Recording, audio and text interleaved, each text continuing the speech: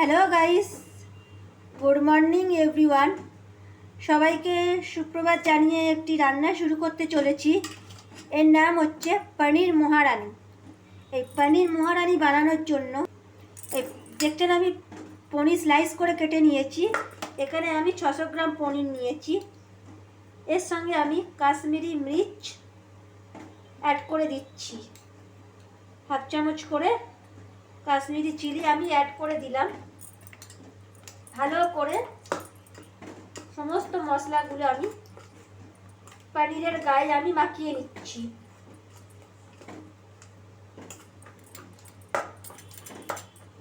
এখানে আমি কোনো রকম মশলা দেব না, কাশ্মীরি মির্চ ছাড়া। এবার রান্নাটা শুরু করার জন্য আমি এখানে একটা প্যান নিয়ে নিয়েছি। প্যানের মধ্যে আমি দিয়ে দিচ্ছি 2 টেবিল স্পুন রিফাইন্ড অয়েল। এই রান্নাটা আমি সাদা তেলে করব। রিফাইন্ড অয়েলে পনিরগুলোকে আমি হালকা ব্রাউন করে লো ফ্লেমে গ্যাসের ফ্লেমটা রেখে দেবো। পনিরগুলোকে আমি একে একে ফ্রাই করে নেব।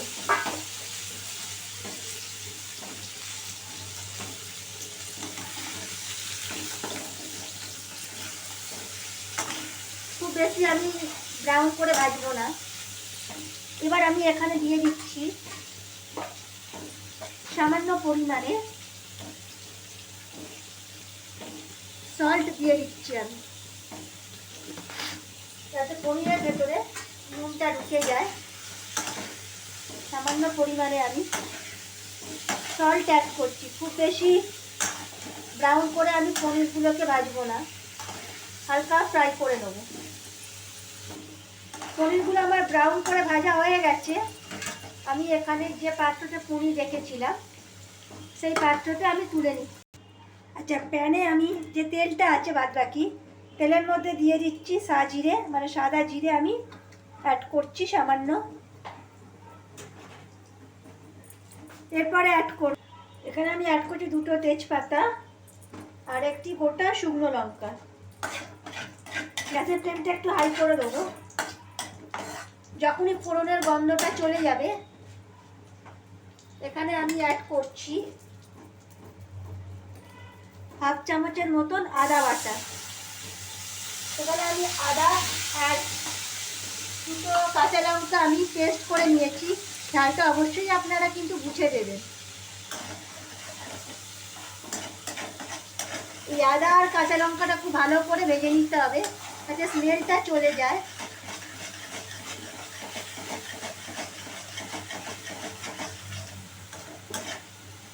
দেখতেই পাচ্ছেন মশলা থেকে তেলটা সেপারেট হয়ে এসেছে। এখানে আমি দিয়ে দেবো কুচিয়ে রাখা red and green bell paper.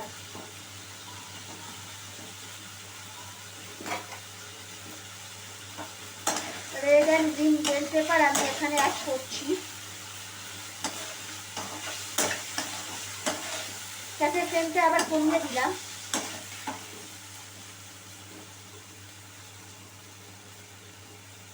দিয়ে দিচ্ছি সামান্য কাশ্মীরি মির্চ মশলা। এটা জাস্ট কালারের জন্য, আপনারা চাইলে এটা স্কিপও করতে পারেন।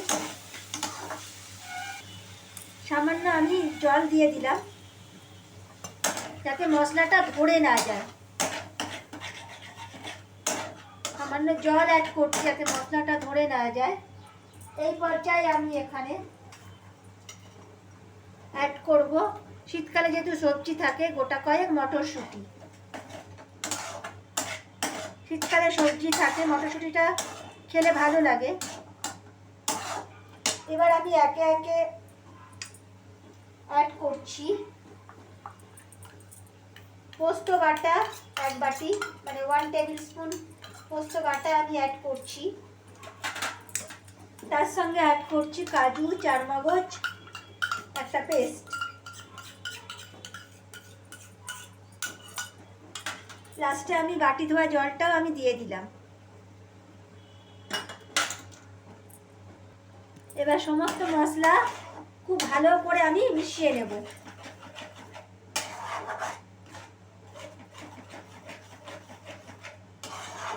দেখতেই পাচ্ছেন খুব সুন্দর একটা কালার এসেছে। এখানে আমি কোনো রকম হলুদ ব্যবহার করব না। আচ্ছা, এখানে সামান্য জিরে গুঁড়ো অ্যাড করে দিলাম।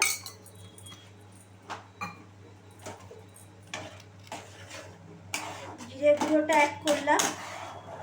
আচ্ছা, দিয়ে দিচ্ছি আমি ধনে গুঁড়ো 1 টেবিল স্পুন। ধনে গুঁড়োটা দিয়েও আমি ভালো করে মিশিয়ে নিচ্ছি।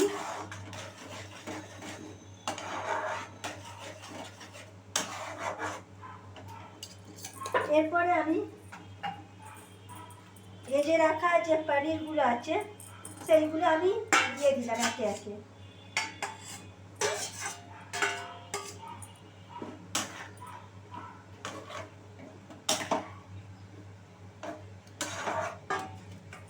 এরপর এই জলটাও দিয়ে দেবো, বাকি মশলা দেওয়া জলটা আমি দিয়ে দিচ্ছি।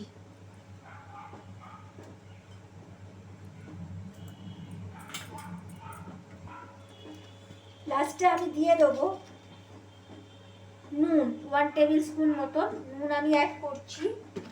আর যেহেতু এটা পনির, এই রান্নাটা একটু চিনি লাগবে, তাই আমি এখানে 1 চামচ চিনি অ্যাড করলাম।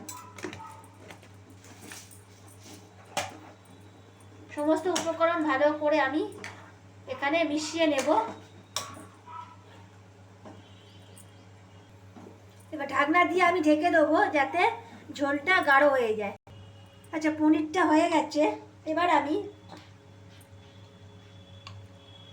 এর সাথে 1 চামচ ঘি অ্যাড করছি।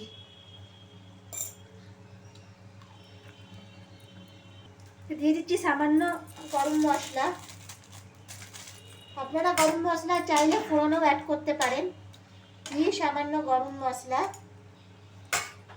দিয়ে দিচ্ছি আমি সামান্য পরিমাণে কাসুরি মেথি। গ্যাসের ফ্লেমটা বন্ধ করে দিলাম।